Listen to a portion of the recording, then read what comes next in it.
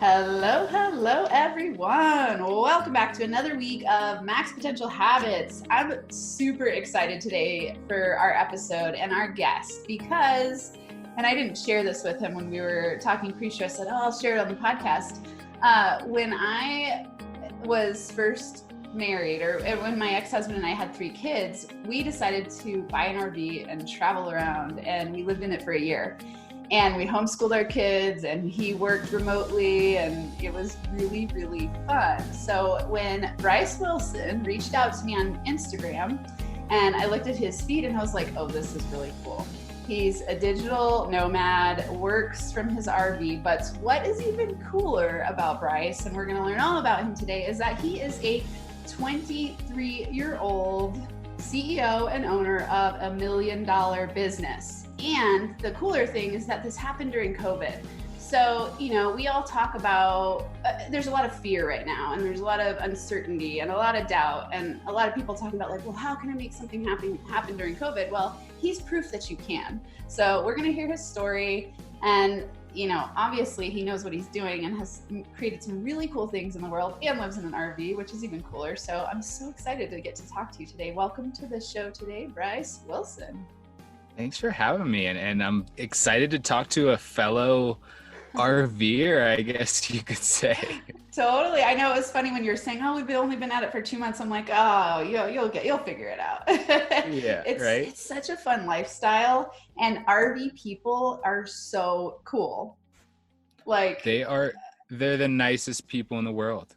Yeah. Like I always joke around, I can't walk anywhere. I can't walk past another person without them waving and having a conversation with me. Like it's amazing. It's how it should be. It's amazing. I mean, it's there. The culture is just like friendly, helpful. At least that was what we always ran into. I didn't tell you this. This is even cooler. So the RV that we lived in for a year, we sold to my ex-husband's sisters, who were my sisters-in-law. They used it for a long time. Now my daughter, who's about your age, she's 21, is buying it back from them, and she's going to go on the road for about 8 months in between when she finishes school and goes into a study abroad program. The family RV. That it's is the so coolest. cool. And she's going to rehab it with her dad. I'm sure I'll be participating in it too, but it's like this RV just is this, beacon of joy in our lives. Yeah, that is so cool. That's good for her. That sounds like so much fun. So I couldn't wait to talk to you. Awesome. Tell us, okay, I'm curious. I mean, there's so many fun things I want to talk to you about. Tell us your story, what happened for you? Because you talk about how COVID shifted the business that you were in overnight, and then you switched into this business. So give us the backstory and let us know what happened there.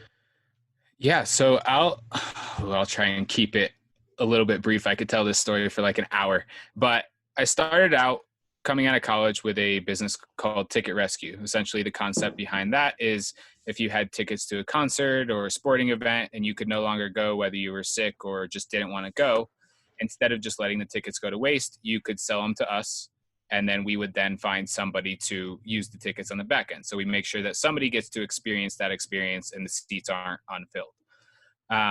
So I started that out of college, 3 years into that now, and ended up going from $0 in funding to, in the first year, doing $100,000 in sales, in the second year doing $1 million, and in the third year doing $2 million in sales. So scaled pretty rapidly with zero funding, and honestly not much clue as to what I was doing as a business owner. But come March of this year, I was sitting in the bathtub, like just hanging out, middle of COVID pandemic, really, really optimistic about everything that was going on, and super optimistic up until this point, to where I look at my phone and I read the CDC has limited all gatherings to 50 people, and the NBA is shut down indefinitely. And I was like, that's not good. That's not going to be good for business. So I had my 2 minutes of, wow, this sucks. Woe is me, poor me. This is literally the worst possible scenario that I could dream up for my business. Yeah. And immediately shifted into, you know what? It's not happening to me. It's happening for me. and control what you can control. Ultimately, we are going to come out of this on the back end and look back and say, wow, so many amazing things have come out of that, right? So I took my team. The immediate conversation I had with them was, we are not successful because of tickets. We are not successful because of the industry we're in. We're successful because we have amazing people, an amazing team, great leadership, great people in marketing, great people in finance. We have all the assets and resources that we need in order to be successful in business. We just need an idea. So we played stupid idea time and threw a bunch of really bad ideas at the wall. And I mean, there was some bad ideas, but eventually we stumbled upon one that we liked, with the idea of being a full-scale media agency, and reverse engineered that a little bit and said, you don't start there. You start with a specific focus and develop your legs as you go. And now have what is a centralized focus on Instagram engagement for personal brands and influencers on Instagram to help them develop leads, grow their following, and do it in a genuine, organic way.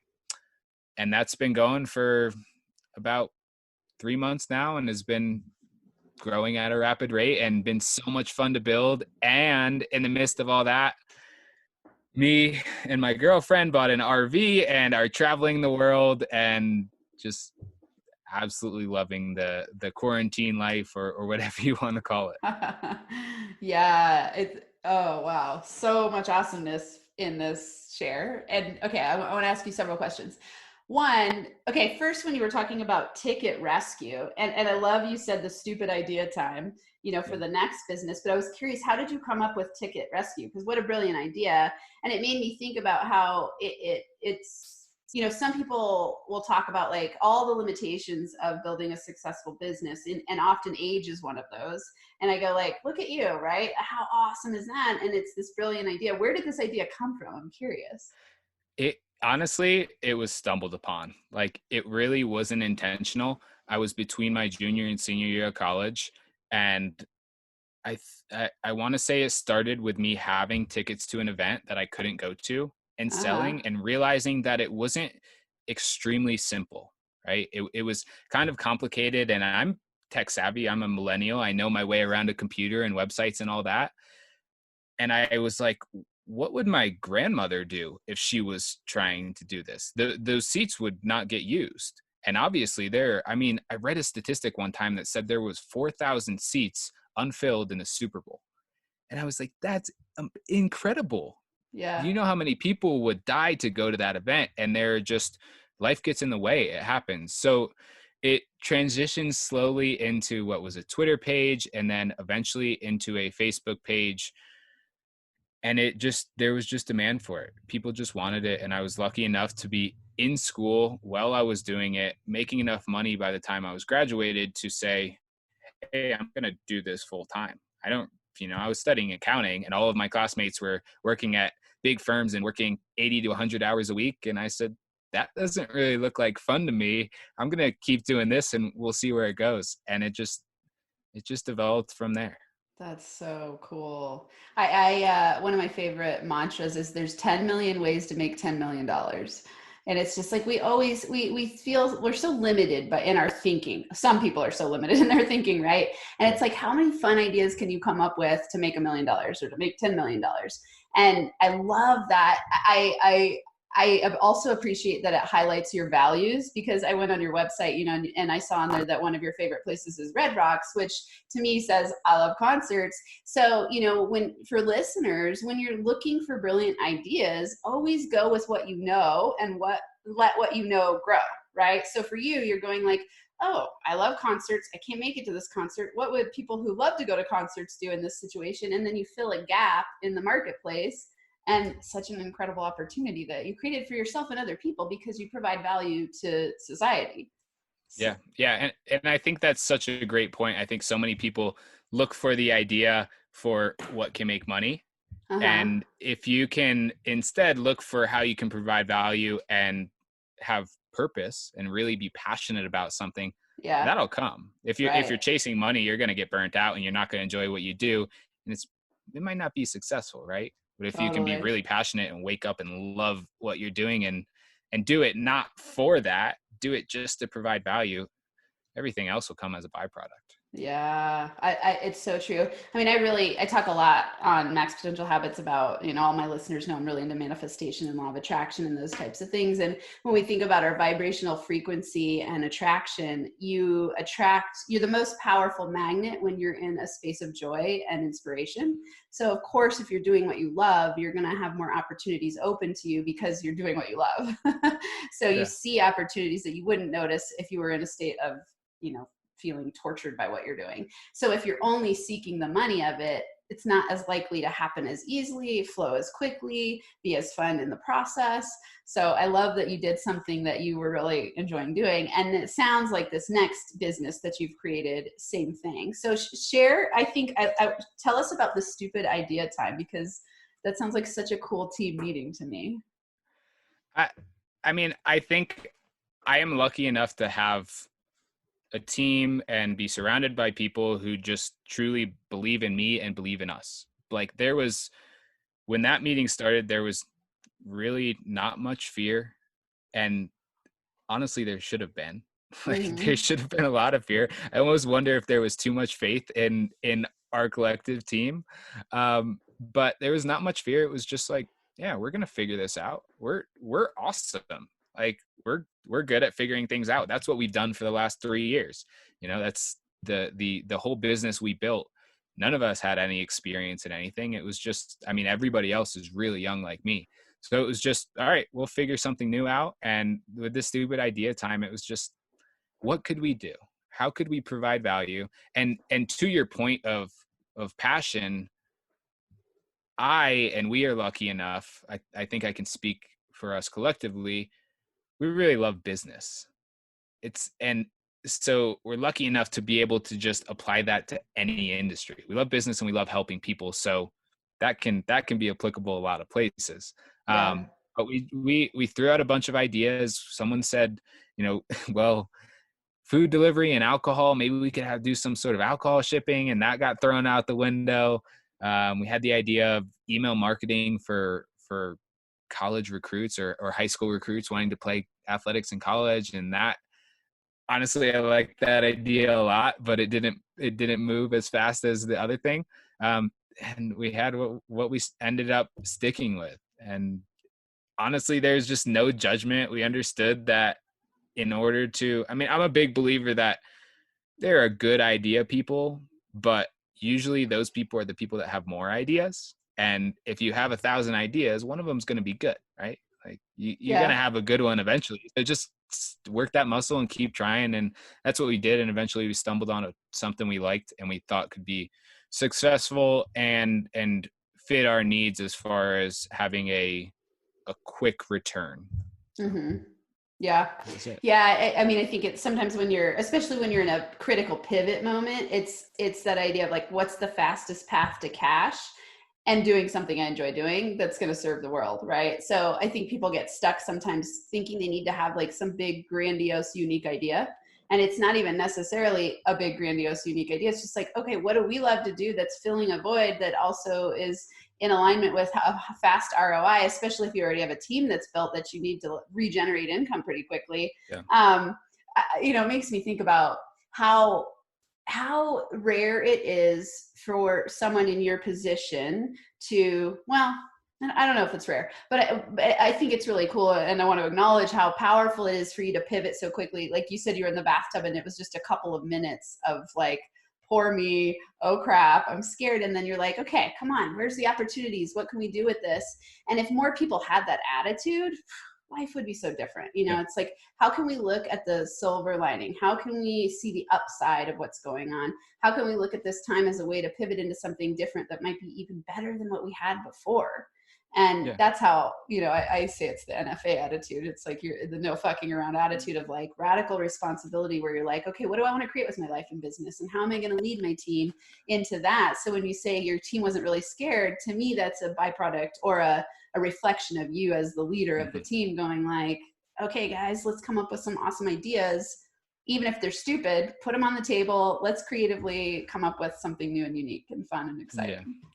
Yeah. And I think to that point, there's no good that I can think of that's ever going to come from putting negative energy or giving energy to the downside of things, right? Yeah. Obviously, we have to be realistic and understand risk and all of those things, but ultimately, once you can analyze and have that rationale and figure out what the reality of things are, nothing good is going to come out of being negative or feeding into negative energy or looking at the downside of things. So Yeah. what's the point, right? Totally. And you get to choose, right? Like you always can choose. You can either feed they talk about the feeding the wolf, and you get to choose which wolf you feed, but it's like you can either feed the ideas of the future projection of fears, where I talk about fear as a future expectation of awful results, because you're making up a story about something bad that's going to happen in the future. Whereas you could just as easily go, what could go right? What's the flow? Where's the faith? Where could we pretend that the story is going to go awesome and live into that story instead of the story of like everything's going to fall apart and go wrong? Yeah. So it Yeah. sounds like And you're mastering that well. I'm huge on that. And that's always a question I ask of what is looking at that going to do? Yeah. Is there anything that you can do about it right now? And most times the answer is no. So, okay, when there is something you can do about it, take care of it then. Or if the answer is yes, great. You have some control and do something about it. Yeah, to work. totally. This makes me want to ask, do you have a favorite quote or a quote that's really impacted you or one that you live by? There are a couple that come to mind. So I want to say it's Henry Ford, whether you think you can or you think you can't, you're right. That's one that has come up a lot recently. I like the one, and I'm going to butcher it, but something about you were given 2 ears and one tongue. So, listen more than you speak. Yeah. Those are two that stick out to me. That's awesome. My grandpa used to say that one a lot. That's so great. Okay. Share with us some of the stumbling blocks along the way. So, I mean, you were a super young multimillionaire entrepreneur. What were some of the challenges you faced when you started your business? Yeah. I mean, there was so many challenges that come along the way, right? And I like how you call them challenges. I even like to call them opportunities, right? Because they're just opportunities for us to learn. But like I said, I didn't know what I was doing. I didn't have a mentor. I didn't have a coach. I didn't have anyone who I learned from. I played sports my whole life. That was my entire life up until entrepreneurship. I was really just jumping into it and figuring it out along the way. So learning how to scale, learning how to build a team, learning how to hire, learning how to lead people, and especially in a remote environment. Everybody I work with is remote. I've got people in Aruba and Florida and Pennsylvania, and no one is local. So that's provided a lot of challenges. Honestly, up until now, there hasn't been anything really big like that has really stuck out to where I would say that was a big roadblock, a big challenge. There were a million little things that got in the way that we just figured out as we went. But I always said, like, I feel like I'm really lucky. I feel like I've been really lucky up until now because there's been no roadblock. And then sure enough, I'm adding the, I guess, that chapter to the book of tragedy or whatever you want to call it. In terms of, say more. I want to hear more. So with the pandemic and the setback in business and all of that. Okay. But the thing that stands out to me though, it's your attitude. I actually was just reading in a book, and it's a quote. Oh, I'm going to have to find it right now, live, real time if I can. It's a quote by Oprah, and it's talking about luck, right? And because I, as a person who believes in the law of attraction, I often go like, is there any such thing as luck? Really? So here it is. So she says, luck is preparation meeting opportunity. If you hadn't been prepared when the opportunity came along, you wouldn't have been lucky, right? So it's like, there's this idea of your mindset creates your reality. So your outer world is a reflection of your inner world. So people who, say they're lucky, it's because they have the attitude of expectation to win, and they have the always win attitude, right? So it's like, they're always looking for opportunities. And when they come upon challenges that are opportunities, they see it as on the way to their success, and they don't let it knock them down. So then other people perceive them, and they perceive themselves as always being lucky. So I think that's and I think cool. it comes back to the idea of radical responsibility, right? Yeah. Like for me, a lot would probably say that I was very unlucky for being in the event industry Yeah. and experiencing a pandemic. Yes. But when it's all said and done, I'm going to have 2 successful businesses, and I'm going to have traveled the world, and I'm going to have experienced more than I've experienced and grown more than I've ever thought I could grow before. Yeah. And then you look at it and you say, maybe he was lucky that happened. Maybe that's the best thing that could have happened. Not for the world, obviously, but as an individual, maybe there was more good that came out of that than bad. So it's perspective. It's all right. It's always perspective. And I mean, because you can always take any individual event and 2 different people can look at it in totally different ways. And then the confirmation bias confirms your outcome, right? So if you're expecting crappy things to happen, crappy things will happen. If you're expecting awesomeness, awesomeness happens. It seems so simple, but and it is simple, but it's not easy because we have so many mental roadblocks. But something I think that's really impressive about you at your age, especially, is just like, oh, just try it out, see what happens, let's go for it. And then, it's like the RV life too. Tell us what are you loving about RV life, and what's happening for you there? Yeah. So, well, first I will say that if you met me 6 months ago, I would be the last person you would have ever expected to be in an RV. Like I had the conversation yesterday and I was like, I feel like I kind of need to reflect and make sure that I'm okay because I'm changing at a rapid rate. Like my hair is the longest it's ever been. I'm posting on Instagram like crazy, which I never did before. I bought a ukulele that I've been playing. Like, I don't even know who I am anymore, but I'm really enjoying it. But it's just and I didn't grow up camping.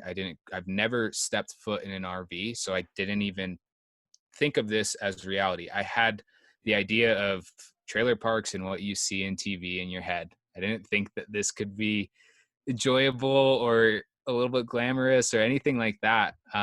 But honestly, the biggest thing is just the idea that we can be on vacation. We can be in a new city, experience brand new things, and then still come home and sleep in our own bed and have our things. We don't have to worry about leaving a toothbrush. We don't have to worry about rental cars or hotels or any of that stuff. That's just, you can't beat it. Like for me, it's pretty fun. Yeah, it's a cool lifestyle for sure. With kids, it adds a whole different element, but it's also like really fun with them too. Yeah. when they're younger, I think it'd be really hard with teens. It'd probably be pure torture, but yeah, I could see some challenges there. Yeah, but it'd be torture for them, which would make it torture for the parents. Okay, so that's running a business from an RV. I love this because it's funny when right before everything happened with Corona, I was like, oh, my lease was up. So I was like, I'm going to sell all my stuff and I'm going to Airbnb around. And I had an idea about like RVing, but I was like, actually, I'll just Airbnb around. Because if you rent an Airbnb for a month at a time, it's usually up to a 50% discount. I was like, that would be cool. I've structured my whole business around being mobile and doing online stuff. And, two of my kids are older and gone. And my son was like, go for it, Mom. He goes back and forth between me and his dad. He lives with his dad mostly because he lives closer to his school. But I was like, he's like, go for it, Mom. I'm like, okay. So that was the plan. And then COVID happened and I was like, oh, that's not going to work out so well. Yeah. So I still have it in my mind. Too. Yeah. Oh, really? Oh, nice. Yeah. We were planning on doing Airbnbs. And kind of said, we're not going to let this stop our travel. We'll figure it out. Yeah. It stopped the international travel we had planned, but that's maybe we'll drive into Mexico or Canada or something and get that in. So so then as you're building your business remotely, what are some of the ways that tips you could share with people who are inspired to do that?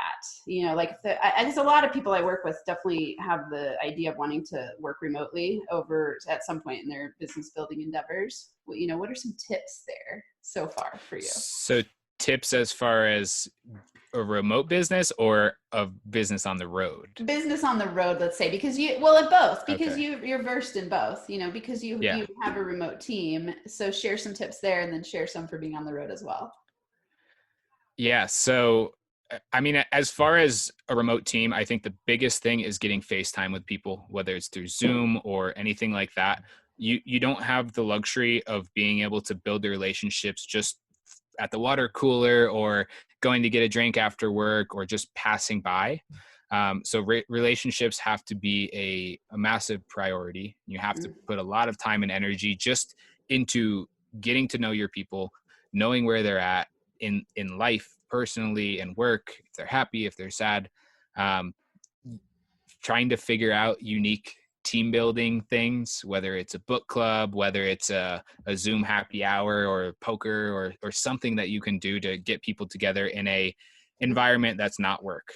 I love the idea of setting up environments that create different hierarchies, because no matter, like, it's very hard to create an environment where there's no hierarchy, but we can, and this isn't a remote example, but with my team, we had someone who was an ex-pro golfer.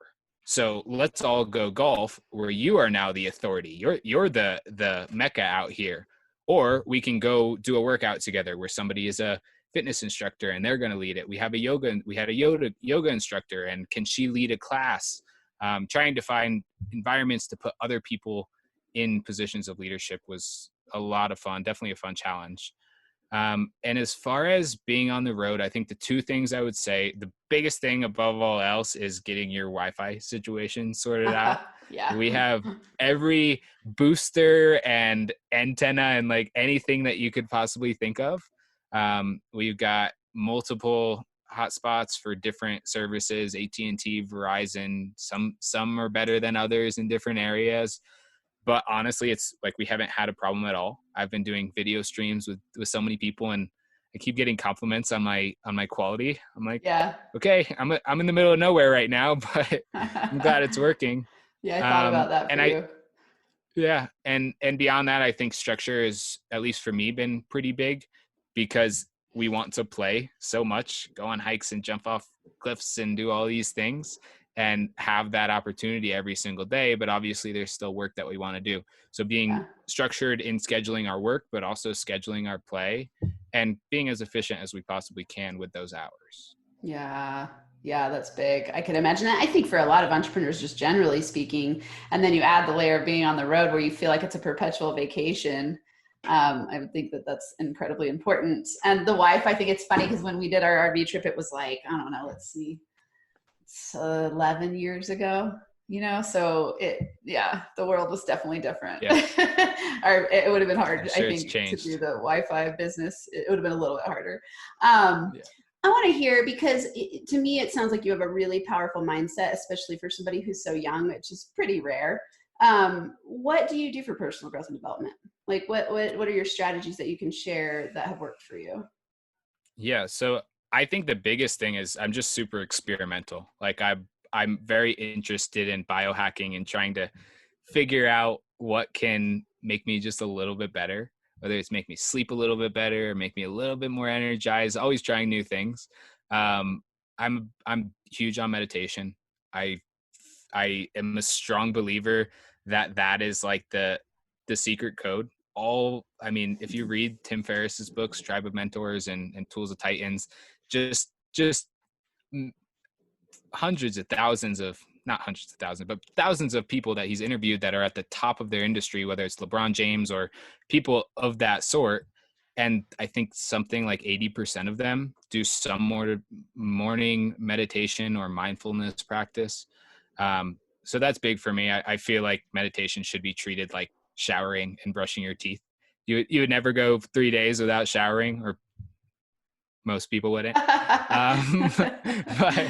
But maybe I will, living in an RV now. Yeah. But you would make that a priority. Yeah. Beyond that, which I want to get back to, it's been tough in the RV being in Sedona for the past month, but cold showers, I'm a big fan of. If you can get through it, like for me at least, I feel on top of the world coming out of a cold shower. Yeah. Like hydrotherapy. Do you do hot, cold, or just cold? Just cold. Just cold. Okay. I like just cold. Yeah. Okay. And I've played with contrast, and I like that Yeah. as well. Yeah. But and then there's the simple things. Like, it's really not that complicated. Getting good sleep, getting good exercise, reading, Yeah. having some sort of creative outlet, whether it's painting or music or something like that. Yeah.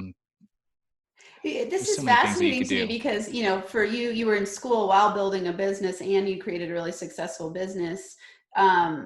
It seems I don't know you well, but I'm imagining your life flows pretty well. It seems like you have a pretty easygoing mindset where you're like, just like, let's just roll with the punches kind of type of thing. And Yeah. I'm curious where that came from. Would you consider that you've been that way for a lot of your life, or is this something that you really have worked on? I've always been very laid back, just go with the flow, control what I can control. Yeah. Um, I honestly, I can't pinpoint anything that I would say it came for. I think my parents are very much this way as well. So that honestly would be where I would look. I think I probably Yeah. developed that from them. And growing up in a household with two brothers where we all played just about every sport there was, and there was never a day on the calendar where we didn't have at least three things going on. Yeah. And it was just kind of our normal. Like, no one was stressed about it. It's just what we Yeah. did and what we decided to do. And I think that's stuck with me. Yeah.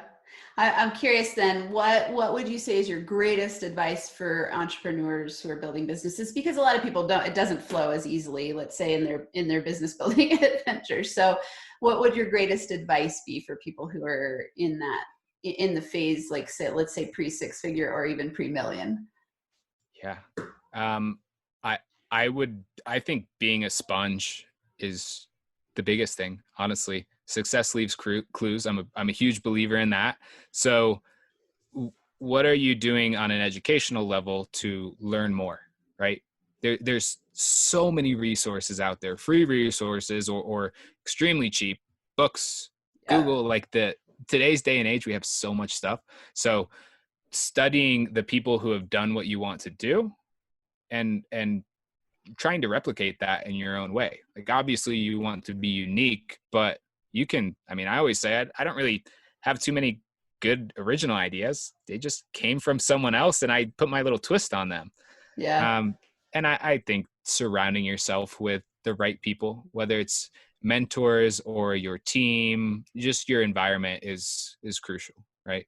Yeah. We are inherently a sponge and take in whatever is around us, whether it's good or bad, and it is internal and instinctive as human beings to want to fit in. So if you surround yourself with a bunch of really, really successful business people, you're probably going to end up being a really successful business person, right? Yeah, I love that. It's so valuable and true. Anyway, I always tell people my number one max potential habit is to learn every single day. Like, learn, grow, focus on personal growth and development, because when you become the master of yourself, you can become the master of your reality. And that's that idea of, like, whatever you're absorbing is the one thing as an adult that you have the choice over, right? So we get like all these downloads when we're kids that sounds like for you were really useful in helping you develop a powerful mindset. That's not the case for everyone, but the cool thing is that as you age, you have responsibility, the ability to respond to what you're absorbing. So it's like, make those choices. I wanted to highlight, Bryce and I were talking before the show about how we met through Instagram, and he contacted me and said, like, how do you know, somehow we connected on Instagram, and then he was looking at the podcast and asked how he knew a few people. And I was like, oh, they were on my podcast. And so, it makes me think about that network of people that I've tapped into in the business world, and they're freaking incredible people. And I've chosen to surround myself with people who are, like-minded, growth-minded, mission-driven, values-driven, vision-driven, want to choose to be in the world, making a difference. And so it's like, it makes sense that, like, we attracted each other to be on this podcast episode today, but it's just like, it's so true. And it's people struggle with that. I think, it's like we forget how some of the simple tips, like you're talking about, like meditation, you can meditate for 5 minutes a day, and it will Yeah. change your life. But it's the intentionality behind up leveling yourself and then choosing who you spend time with. So it's super impressive to me at your age that you have this knowledge and awareness and are going in that direction and leading a really cool team, it sounds like. Yeah.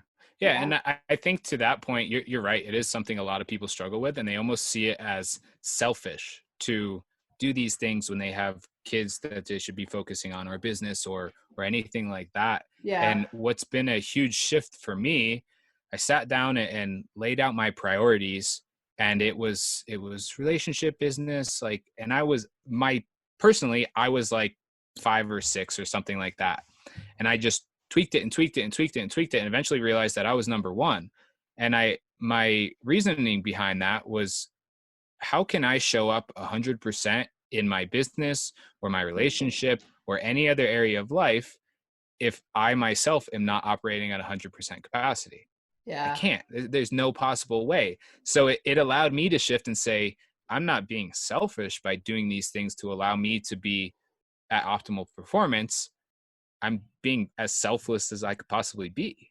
Yeah, so smart. Everyone listening, that is such wisdom and truth right there. I think people forget that self-care is, we think of it being selfish, but it's really self-care. And you're so right. If you're falling apart and you're neglecting yourself, nothing in life will work. And it's so easy to forget, especially, as entrepreneurs who are often doing a side hustle and have families and doing all kinds of stuff in the world. It's like, don't forget to nurture yourself. It's really important. I want to talk about your current business that you have created. We haven't talked much about it. Tell me the magic there. Like what's happening there that's been really fun for you? Because it sounds like you work a lot in that realm of just going like, let's implement this and make it fun. And I'm sure that's reflecting in your new business. Yeah. I've through this, I've realized how much I just love building. Like it's been so much fun in that regard to have something really new that, honestly, coming into it, we just like our first business, we didn't really know much about this industry. Like, we didn't really know what we were doing, which for me, I think is a blessing. Like, I mean, you look at companies like Netflix who stumbled into something they had absolutely no idea about and then ended up that being an advantage. So just building has been fun. It's been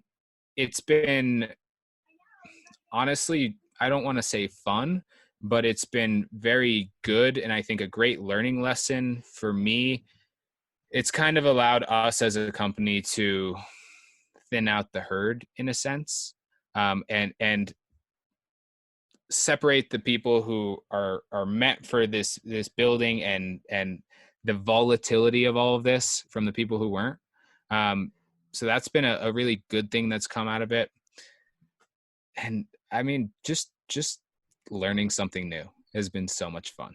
Yeah. Like, it's like I said, I stepped into it and knew absolutely nothing about the industry of influencers and Instagram and all of this stuff.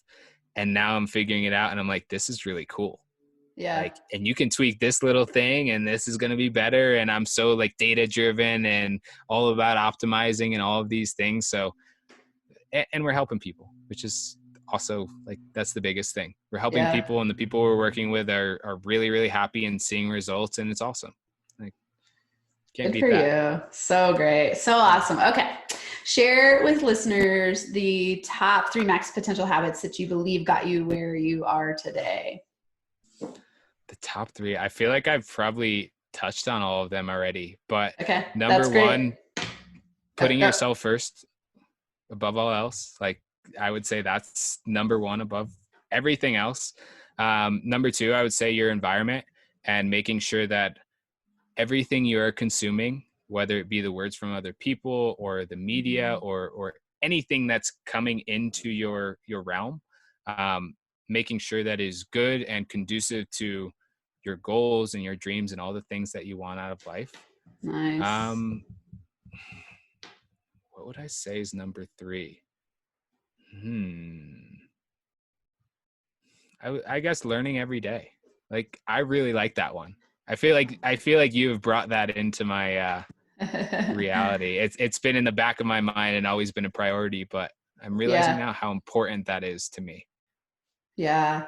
Yeah. I mean, it's my highest value, so it's easy for me to say it's the number one that everyone needs to be doing. But I can't imagine a life where I'm not just constantly learning, and it's part of why I love what I do so much. Because like even right now I'm learning from you, right? And I get to learn when I coach, and I learn when I read, and I learn when I teach, and I learn, it's just like learning at all points in time. And I'm like, to me, that's how I've gotten where I am, and what keeps me really on my toes and inspired and alive and all those things, And I think, like you were saying earlier, we have so much access to information now. I mean, YouTube University, free. You could like completely get a PhD level education on YouTube University. I mean, there's like a lot of nonsense there, but there's also like some incredible value, books and, podcasts, and there's just so much cool stuff in the world. So to me, I'm like, oh yeah, learn every day. And for you, it's like even learning about a new lifestyle, like living in an RV, like that's a huge learning curve for a while, Massive. Yes. Yeah. It's so fun. Yeah. This is hilarious. I'm going to have to send this episode to my ex-husband. Him and I are really good friends, and we have these like ongoing lifelong jokes. And our RV, the kitchen there was only one plug, and it was so high on the ceiling that we couldn't plug our toaster in, and the kids love to have waffles. So we would have to take the toaster into the bathroom because that's where we could plug the toaster in. So we had this ongoing joke, like someone's making something good in the bathroom. Yeah, right. Well, we have the outlet on the ceiling. Yeah. But it's close enough, but it's right under the smoke alarm. So you can't do the toaster there either. Right. So we'll just take it outside or take it like wherever. Yeah. Well, we haven't done the bathroom yet. Well, and it's hilarious because we could buy an extension cord, but like space was so limited that we're like, oh, it works to take it in the bathroom. Super funny. Yeah, it was an exciting time. All right. Share with listeners where they can find you. I mean, clearly everyone listening, you can recognize that Bryce is pretty badass, like super young, very strong-minded, growth-minded, kicking ass in the business world, has such a powerful, from my perspective, you just have a really powerful attitude of like, ooh, let's make this fun. Let's do it. Let's look at the positive side. Let's surround ourselves with awesome people. So I won't be surprised at all if the company you're creating now makes it huge. So I know people are going to want to connect with you. So share where the best places to connect with you are.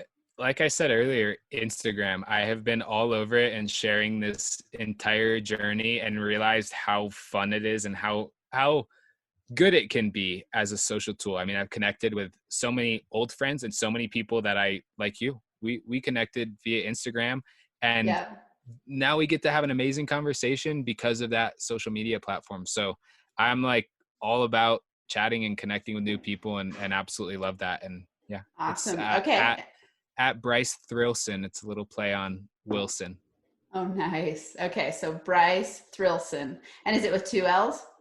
It's funny, I know because I'm connected to you there, but I don't remember the exact name. Okay, Bryce Thrillson, and that will be in the show notes, everyone, and your website will be there as well. Thank you so much for coming on the show today. It's been super fun. You're making me have so many good reminiscing memories of good times I've had in the RV. Well, thanks for having me. I love doing these things, so absolutely. I appreciate you having me on. Yeah. Maybe we'll run into each other at some point because you're in Colorado right now. We'll be all over, so I wouldn't doubt it. Yeah. Awesome. Okay, everyone, I hope that you enjoyed this show. So much gold in there. Really, for me, one of the key takeaways is get over your BS mindset that you can't make a successful business from where you are during pandemic, whatever the perceived challenges you're facing. Look for the opportunities to win, just like Bryce has done, and create several multi-million-dollar businesses because the opportunity is there. So I hope you all have a max potential week where you thrive and feel alive and see all the opportunities to make millions of dollars, making a huge impact in the world, doing exactly what you love. I'll see you next week. Thanks so much for listening to this episode of the Max Potential Habits podcast. If you're liking what you've heard, it would be so incredibly awesome if you would subscribe to the channel and leave a 5-star rating and a written review. This helps me help more people while we grow our NFA community so we can rock it out together. For Max Potential Habits resources, go to nfacoaching.com where you can access all of my resources. There's free ebooks, PDF checklists, a journal template, a business mindset meditation kit, and so much more. Plus, links to NFA coaching on Instagram, YouTube, LinkedIn, and Facebook. And if you're super serious about up-leveling, there's also a link to schedule a free consult to work with me in group or one-on-one coaching. Until next time, I hope you have a Max Potential Habits Day where you get inspired to do whatever it takes to transform into the most empowered version of yourself so you can lead a rich, thriving, kick-ass life and business.